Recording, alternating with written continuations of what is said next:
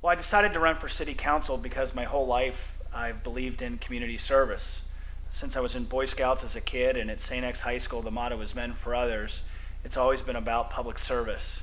And after 10 years working and volunteering for the United Way, I thought city council would be a better opportunity to serve and lead our city in a better direction.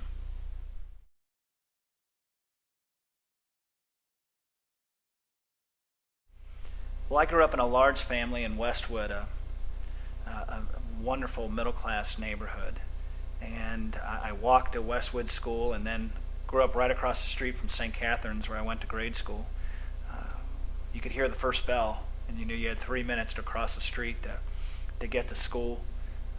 You could leave right before church and still get there before the first hymn was sung. And Ryan Park was right down the street. We walked everywhere to all of our friends' homes. And it was just a great place to grow up. It was a family. I mean, it really was a neighborhood where everyone looked out for each other, and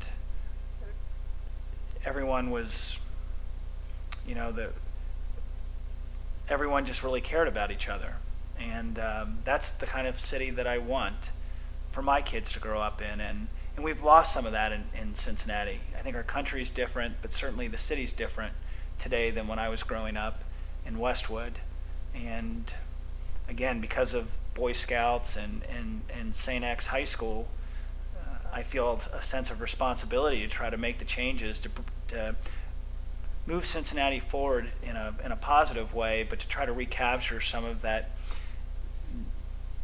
quality, good neighbor feeling that I had growing up in Westwood. Well, I get the kids up in the morning. With Lindsay's help, they set their clothes out the night before, and while they're getting dressed, I make the breakfast, and then while they're eating their breakfast, I get ready and load them up in the car and drop them off at school. Then I head down to my day job where I'm responsible for ticket sales at the Cincinnati Bengals. I have responsibilities there that are pretty busy, but because public service is so important to me, I have the support from my employers to go to community meetings, to meet with people out in the neighborhoods, to go to the committee meetings at City Hall. And really I go back and forth between City Hall and the Bengals, trying to balance both responsibilities. At the end of the day, I go pick up the kids from aftercare, and oftentimes have to get them off to soccer practice or basketball practice, or Allie off to University of Cincinnati where she takes drama and voice and theater lessons. And Lindsay cooks dinner, and we have a nice family dinner, and then it's if they haven't finished their homework, they have to do their homework, and then it's pack your lunches with Lindsay's supervision, and then to bed. We read before they go to bed, and they say their prayers and kiss them goodnight and start over the next day.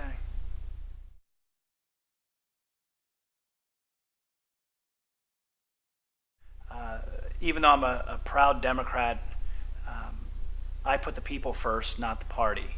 And I could not support laying off police officers. I thought that was the wrong vision for the city.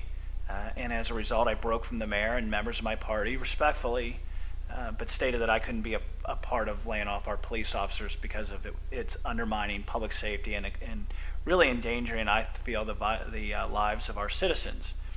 So they took away my endorsement because I wouldn't put loyalty to party over loyalty to city. And that's okay. I would do it all over again. I ran for city council saying that public safety comes first, and I meant it. And every day I think of my kids and what kind of city I want this to be, and I don't want it to be a city where we're laying off police officers. I wasn't elected to be, in my mind, a blind follower.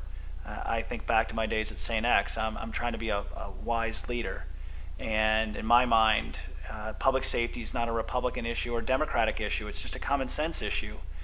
And when my colleagues were talking of laying off police officers, I worked across the aisle to come up with a plan to keep those police officers on the streets. and it was the right thing to do, regardless of the political consequences.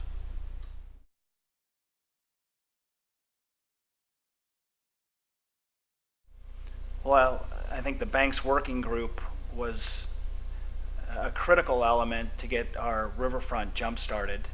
But then, in addition, I've had the opportunity to work with my colleague Chris Bortz and work with the city administration to support dozens of economic development deals, including keeping graders here in Cincinnati, building the tallest skyscraper in Cincinnati, now under construction, supporting those deals to bring those jobs and that tax revenue and that civic pride to Cincinnati. But we have a lot more to do. We have too many regulations. We still have high tax rate, and we don't have enough development sites to bring companies into the city. And the jobs plan that I'm going to bring forward will address those issues. Well, I'm very proud of the chronic nuisance ordinance that I authored, that council approved, that held landlords accountable for all the police runs that were going to many of our properties. These absentee landlords, in many respects, don't have any vested interest in what happens in our neighborhoods. And the neighbors were sick and tired of just calling the police and calling the police and calling the police. And so I wrote the law that now holds those owners accountable to what happens at their properties. And I think in doing so, we now have a tool that's worked in other cities that can improve the quality of life in terms of enforcement and better neighbor standards than we had previously.